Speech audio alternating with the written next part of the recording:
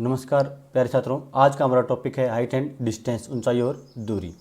इसमें एक प्रेक्षक होता है जो किसी वस्तु को देखता है। जिस वस्तु को देखेंगे वो प्रेक्ष्य होगी, देखने वाला प्रेक्षक, और जिसको हम देखेंगे वो प्रेक्ष्य।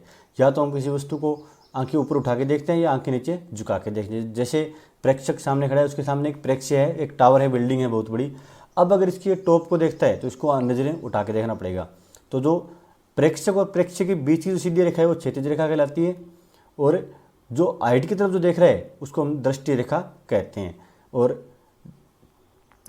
टावर की ऊंचाई है उसको हम ऊंचाई के नाम से जानते हैं। अब क्षैतिज रेखा और दृष्टि रेखा के बीच में जो कोण बनता है उसे हम क्या कहेंगे? उन्नयन कोण कहते हैं। तो उन्नयन कोण कौन सा हो गया?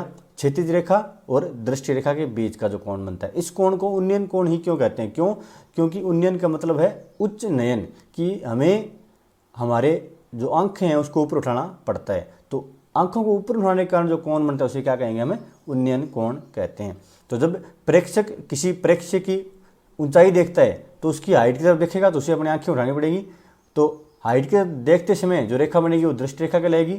प्रेक्षक और प्रेक्ष्य के बीच की दूरी है वो क्षैतिज रेखा कहलाएगी, और प्रेक्षक की जो ऊंचाई है ऊंचाई कहलाती है। और उन्नयन कोण हो गया क्षैतिज रेखा और दृष्टि रेखा के बीच का जो कोण होता है वो क्या कहलाता है? आपका उन्नयन कोण कहलाता है। इसी प्रकार जब हमारा प्रेक्षक ऊंचाई पर हो और वो नीचे किसी वस्तु को देख रहा हो, जैसे अभी आपको दिख रहा है भी टावर पर एक व्यक्ति खड़ा है और वो नीचे की तरफ पेड़ को देख रहा है, तो उसको अपनी आंखें नीचे झुकानी पड़ेगी, तो दृष्टि रेखा नीचे की तरफ बनेगी। क्षैतिज रेखा हमेशा आंखों के बिल्कुल सामने बनती है। तो दृष्टि रेखा और क्षैतिज रेखा आपको दो दिखाई दे रही है। प्रेक्षक और प्रेक्षक के बीच की दूरी जो क्षैतिज रेखा बनेगी उसके बिल्कुल समांतर बनेगी, ये बीच की दूरी हो जाएगी। ऊंचाई यहाँ टावर की जो ऊंचाई है वो उसकी क्या हो जाएगी? ऊंचाई हो जाएगी। और जो अवनमन कोण बनेगा क्षैतिज रेखा और दृष्टि रेखा के बीच में बनेगा। पहले उन्नयन कोण बन रहा था, अब क्या बनेगा? अवनमन कोण। अवनमन कोण का अर्थ है कि हमें हमारी आंखों को नीचे की तरफ झुकाना पड़ रहा है, तो कौन सा कोण बनेगा? अवनमन कोण। और जो अवनमन कोण है ये आपको दृष्टि रेखा और क्षैतिज रेखा के बीच का कोण बनेगा, और ये त्रिभुज जो दिख रहा है उसके अंदर जो कोण बनेगा उसके बिल्कुल क्या होगा? बराबर। आधार और कर्ण के बीच का जो कोण बनेगा वही क्या होता है? हमारा अवनमन कोण होता है। चलो अब कुछ एग्जाम्पल्स देख लेते हैं इसके। पहला क्वेश्चन बोर्ड पर रेडी है कि एक स्तंभ के ऊपरी सिरे का जो उन्नयन कोण है आधार तल के एक बिंदु पर 60 डिग्री है। उन्नयन कोण कितना दे रखा है आपको? 60 डिग्री दे रखा है। यदि यह बिंदु स्तंभ के आधार बिंदु से 10√3 मीटर की दूरी पर हो तो स्तंभ की ऊंचाई ज्ञात कीजिए। हमें स्तंभ की ऊंचाई ज्ञात करनी है। आधार बिंदु से एक बिंदु की दूरी दे रखी है और वहां जो कोण बन रहा है उन्नयन कोण, उसका मान दे रखा है। तो सबसे पहले हम क्या करते हैं? सबसे पहले हम एक स्तंभ मानते हैं। माना कि एक स्तंभ क्या है? A B. ये हमने एक मान लिया स्तंभ है ए बी। ये इसका ए पॉइंट हो गया, ये इसका, तो स्तंभ ए बी मान लिया हमने कि एक स्तंभ ए बी है।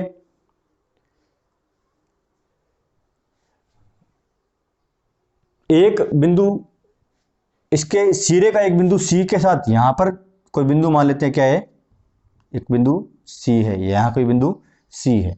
यहां से यहां की दूरी आपको दे रखी है, आधार तल से इस बिंदु की दूरी आपको दे रखी है 10√3। इसके अलावा आपको उन्नयन कोण दे रखा है, ये हमारा उन्नयन कोण होता है। इसका मान दे रखा है आपको 60 डिग्री। पूछा क्या है हमसे? स्तंभ की ऊंचाई मान लेते हैं भी, स्तंभ की ऊंचाई क्या है? ये x, ये हमें ज्ञात करनी है। तो क्वेश्चन में जो दे रखा था उसी हिसाब से हमने लिख लिया। अब इसको आगे लिखना शुरू करते हैं कि इसका सॉल्यूशन किस प्रकार होगा। सबसे पहले इस प्रकार से आपको डायग्राम बनाना है अपना, रैखिक चित्र। इसके बाद क्या क्या किया हमने? माना स्तंभ ए बी है। सबसे पहले माना भी स्तंभ क्या है? ए बी है, जिसके आधार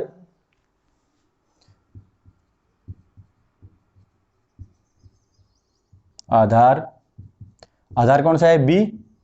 बी से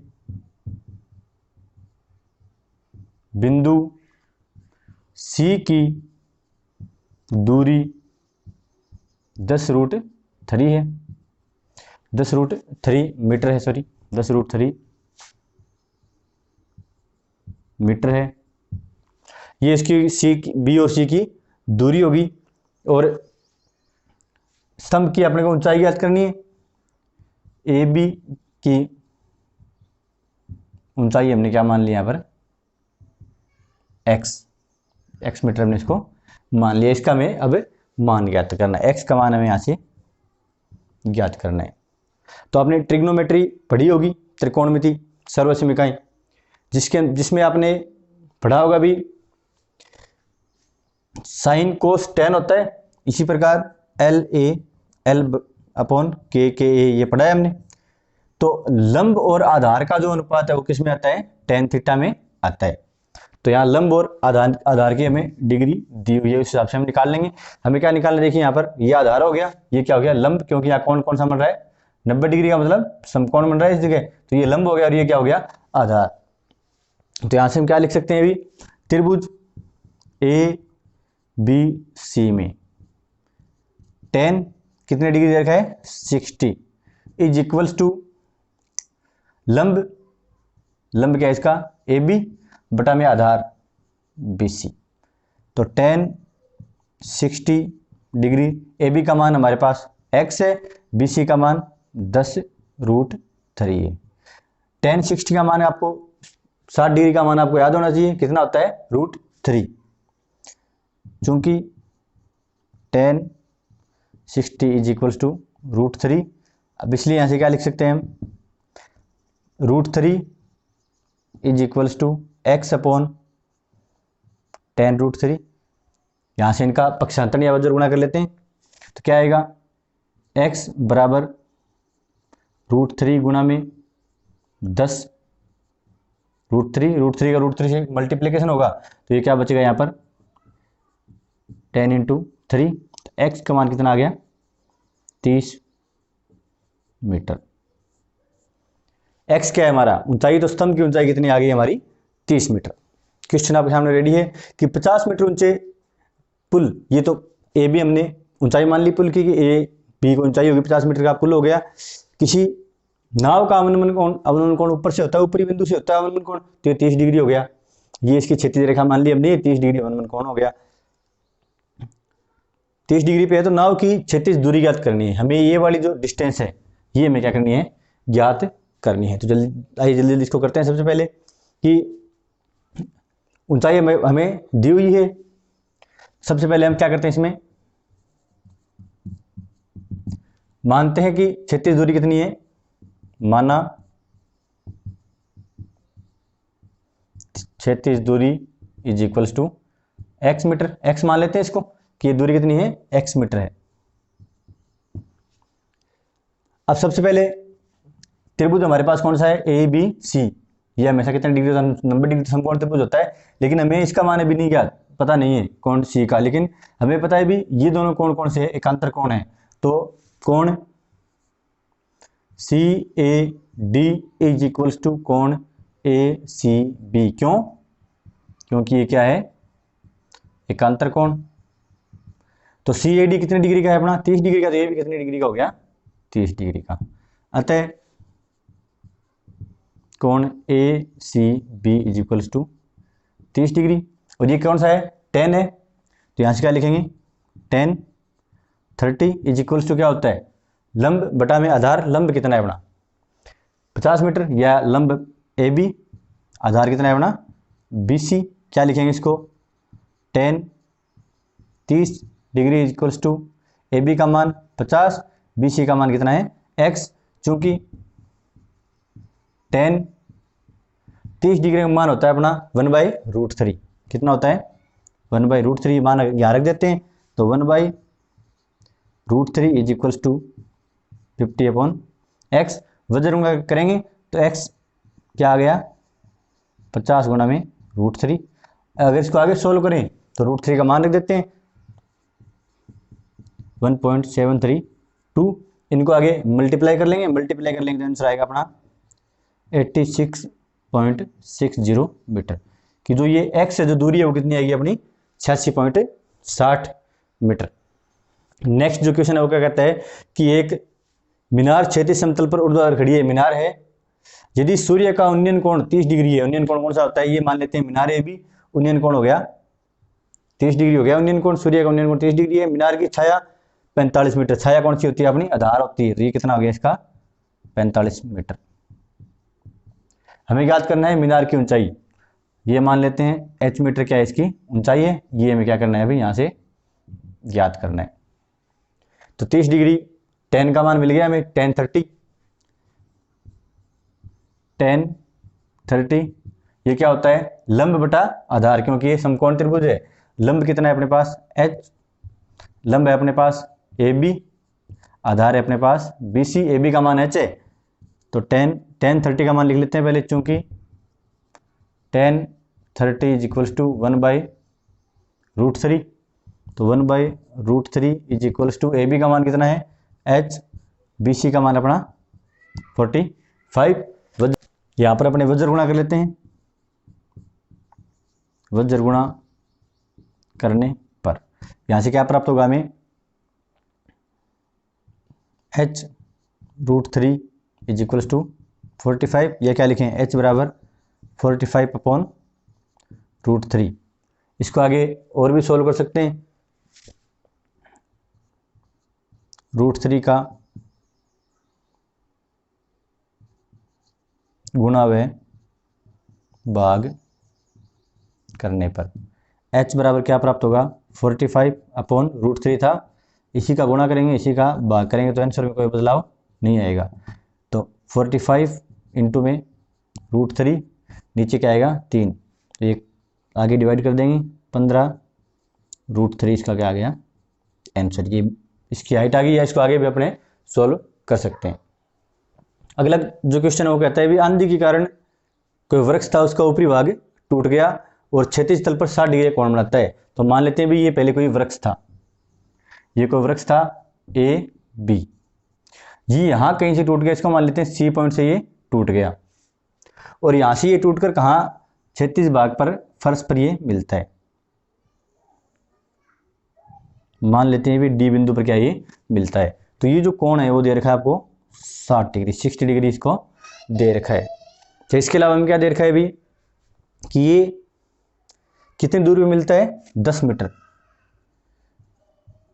10 मीटर दूरी पर ये मिलता है। और हमसे पूछ लिया है कि पेड़ की टूटने से पहले वृक्ष की ऊंचाई हमें ज्ञात करनी, कि जड़ से 10 मीटर दूर है, हमें ये पूरी हाइट ज्ञात करनी है। मान लेते हैं इसकी ऊंचाई कितनी है h1, टूटने से पहले h1 था, h था टोटल हाइट, और यहाँ से ये मान लेते हैं भी h1 हाइट से ये टूट गया, नीचे कौन सी बच गई इसकी h2, और जो ये हाइट टूटी है वो किस तरफ आ गई AD की तरफ, तो ये यहाँ हाइट भी कितनी होगी इसकी h1। तो ये हमारा आरेख चित्र बनकर तैयार है। अब इसका सॉल्यूशन करते हैं, ये भी हमारा पेड़ है। सबसे पहले tan 60 का मान निकालते हैं, दे रखा है भी आपको tan 60, tan क्या होता है लंब बटा आधार, लंब कितना है अपना BC बटा में आधार कितना है अपना BD, BC का मान हमने माना है h2 और BD का मान आपको दे रखा है 10 मीटर। चूंकि tan 60 का मान होता है आपका √3, tan 60 का मान होता है आपका √3, तो यहाँ से आप क्या कर लेते हैं समीकरण में मान रख देते हैं, √3 इज इक्वल्स टू h2/10, यहाँ से h2 का मान आएगा, वज्र गुणा करेंगे तो 10 गुणा में √3, √3 का मान होता है 1.732, तो h2 का मान कितना आ गया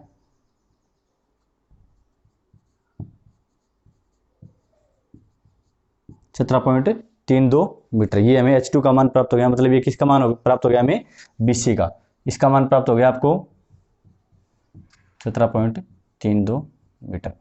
लेकिन हमें पूरे वृक्ष की ऊंचाई ज्ञात करनी है, तो हमारे पास दूसरा मान भी है। अब यहाँ से हम कोस का मान निकाल सकते हैं, आधार और कर्ण की आपस में क्या करके तुलना कर लेंगे। तो कोस 60, कोस क्या होता है आधार बटा कर्ण, आधार कितना है अपना BD, कर्ण कितना है अपना CD, जो किसके बराबर, आपका AC के बराबर है। चूंकि CD is equals to AC, क्यों? क्योंकि ये जो हिस्सा टूटा था वही नीचे है, तो यहाँ से क्या लिख सकते हैं अपने, cos 60 is equals to BD upon AC। इसका मान हमने H1, AC का मान हमने H1 निकाला ही है। cos जो 60 है उसका मान होता है आपका 1/2,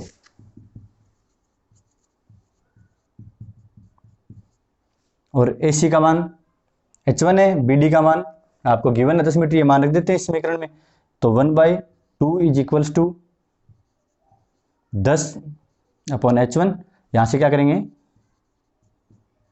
वज्र गुणा कर लेते हैं। क्या प्राप्त होगा हमें, H1 बराबर 2 गुणा में 10 बराबर 20 मीटर। H1 का मान कितना हो गया, 20 मीटर। लेकिन हमें H1 का मान भी नहीं पूछा, हमें पूछा है पेड़ की टोटल लंबाई H कितनी है, H1 प्लस H2। चूंकि H बराबर H1 प्लस H2, H1 का मान हमने निकाला था 17.32, H2 का मान 20, दोनों को टोटल कर लेते हैं। जो पेड़ की जो ऊंचाई है वो कितनी आएगी आपकी, 37.32 मीटर।